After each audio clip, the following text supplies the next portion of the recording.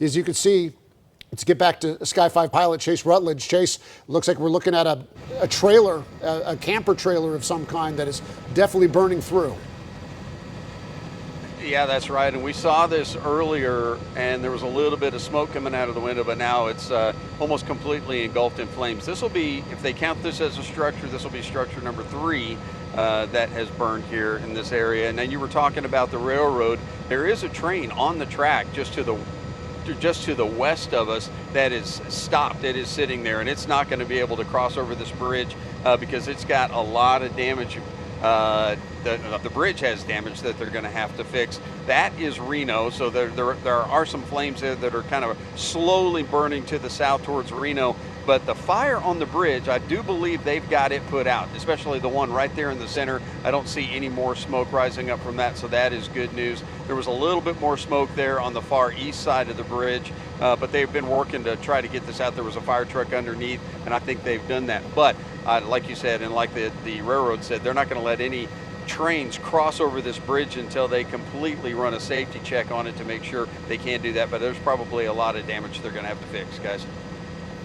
And Chase, I just got a message from Oklahoma City Fire talking about a power plant in that area. They said that's safe. I'm not sure how close it is to where we're seeing these flames burn, but it looks like it's an OG&E power plant. Yeah, just west of there. Just west of that bridge, in fact. I think it's Chase, it's pretty close to that power plant, correct?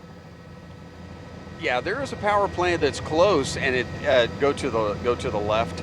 Zoom out, go to the left, right there. Now this is also one that they've been tearing down. They've been systematically tearing this one down. If you go further to the right, you can see more of that power plant right in there. Now it's not in any danger of any flames, but it looked like right before we looked at the power plant, it looked like they were busy or fighting another structure down there that looks like it was starting to burn. So we're going to try to get back around on the west side of the smoke and see if we can see that again. But it looks like we might have another structure that has succumbed to the flames, guys. Well, and Chase, fire crews telling us that they're committing most of their resources to the area where that trailer park is located, and that's where they've evacuated everyone from that trailer park. They said no injuries, so everyone's fine there right now, but they are putting most of their crews there right now, which, by the way, OKC Fire, they have 27 total resources responding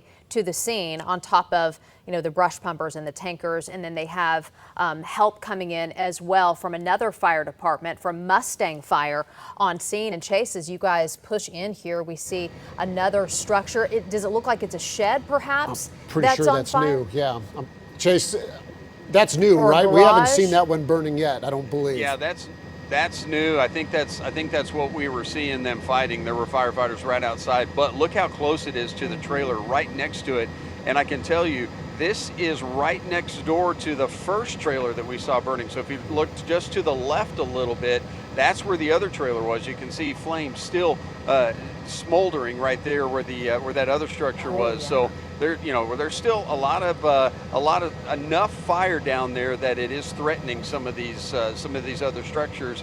But they're working hard. I know those guys are really miserable down there trying to get all these things put out, but they're doing their best to get it under control, guys. Well, and I just can't even imagine what it's like for these fire crews. I did ask if there were, how the firefighters were doing, if anyone had to be treated, and right now no reported injuries from the fire crews, so that is good news, and you see them there on the ground doing what they can to save these homes.